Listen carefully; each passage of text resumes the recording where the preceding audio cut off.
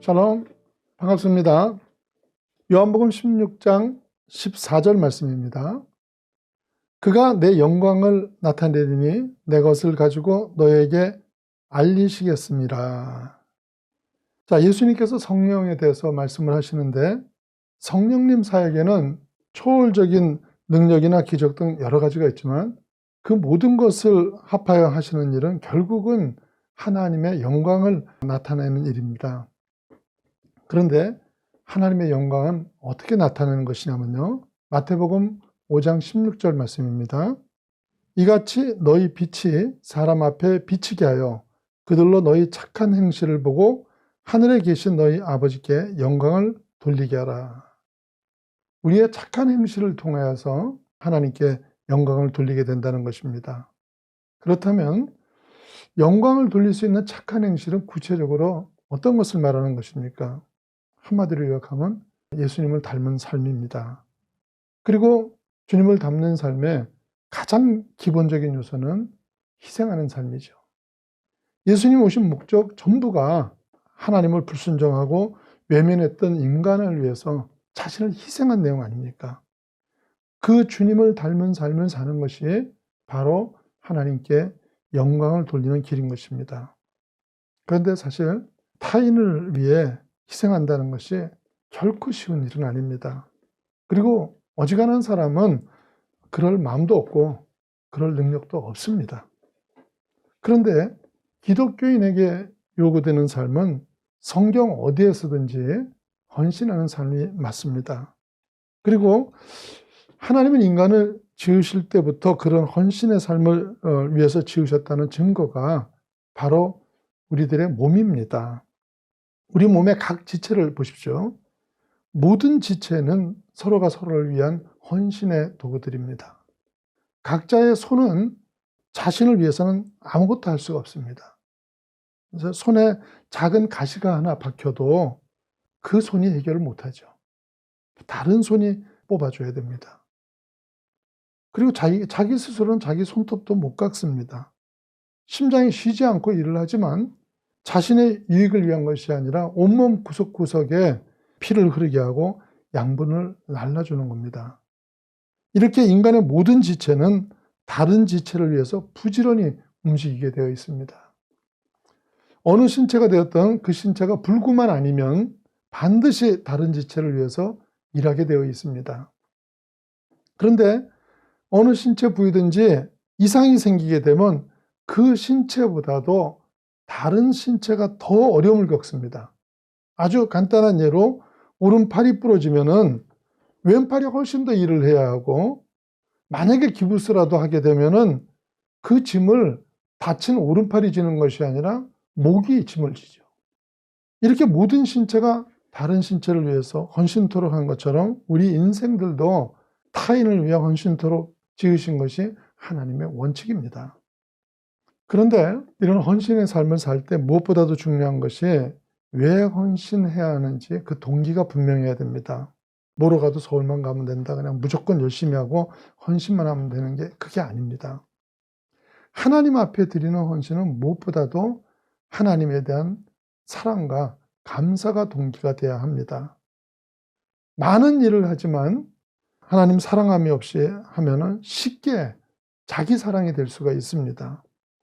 열심히 일을 하지만 주님이 원하시는 일이 아니고 자기가 원하는 일을 하게 되는 겁니다.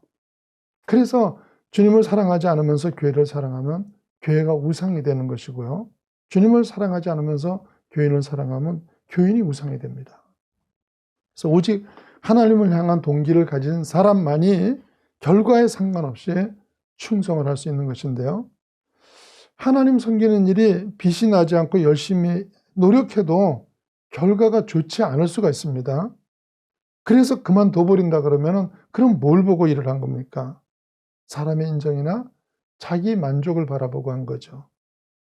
하지만 아무도 몰라주고 어떤 칭찬도 받지 못함에도 불구하고 꾸준히 할 수 있는 사람은 오직 하나님께 대한 순종과 충성된 마음이 있기 때문에 가능한 얘기입니다. 청송교도소에 장한식이라는 사람이 있었습니다.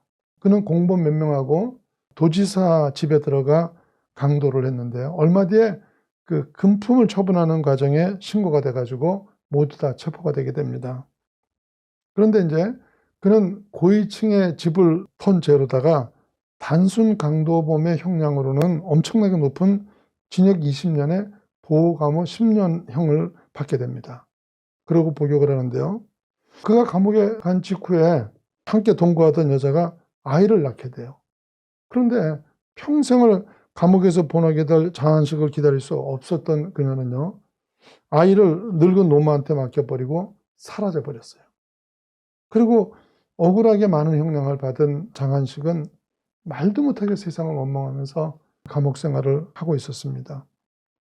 그렇게 지내는 가운데 그의 딸이 어느덧 자라서 10살이 됐고, 아빠가 청송에서 일하고 있다고 알고 있는 딸은 아빠가 보고 싶다면서 자전거를 사달라는 편지를 보냈습니다. 편지를 받은 장한식은 감옥에 갇혀가지고 아무것도 할 수 없는 자신을 보면서 피눈물을 흘렸대요. 근데 몇 주 후에 그의 딸로부터 편지를 받았어요. 아빠가 보내준 5만 원을 가지고 자전거를 타고 재미있게 지내고 있다는 그런 내용의 글입니다. 깜짝 놀랐겠죠. 나중에 이리저리 이제 수소문을 하고 알아보니까 죄수가 보기 전에 편지를 검열하던 크리스찬 교도관이 그 딱 한 사정을 보고 박봉을 털어가지고 돈을 보내줬던 거예요.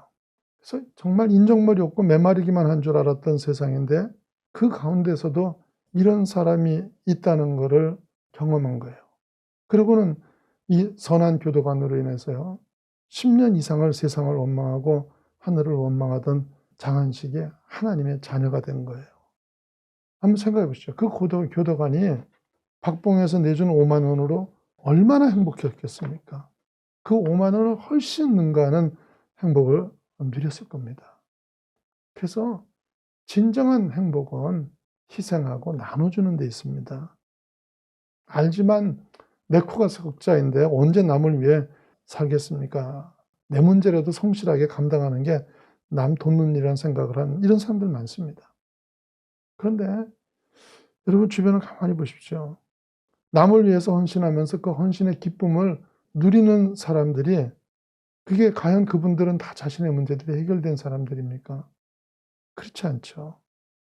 근데 자신의 문제만을 붙들고 사는 사람하고요, 또 이런 사람하고 누가 더 행복하게 살겠습니까? 잘 들여다보셔야 됩니다. 말씀을 마무리하면서요, 예수 믿는 사람이 꼭 알아야 할 것은요, 사람은 자기가 가진 걸 줄 수밖에 없다는 겁니다. 예전에 베를린이 동서독으로 갈라져 있을 때 동독에서 서베를린에 가끔 그 서베를린 진영에 쓰레기를 한 추럭씩 갖다 부었답니다. 그러자 화가 난 서독인이 복수를 어떻게 할까 고민하다가 한 사람의 위견을 따르기로 했는데요. 그들은 동독이 필요로 하는 식량을 한 트럭 실어다가 갖다 부었답니다. 그리고는 거기다가 세우는 팻말이 사람은 자신에게 있는 것을 준다, 이거였습니다. 여러분이 가진 것이 무엇입니까? 여러분이 나눌 가진 것은 원망이나 불평이나 트집이나 모함입니까?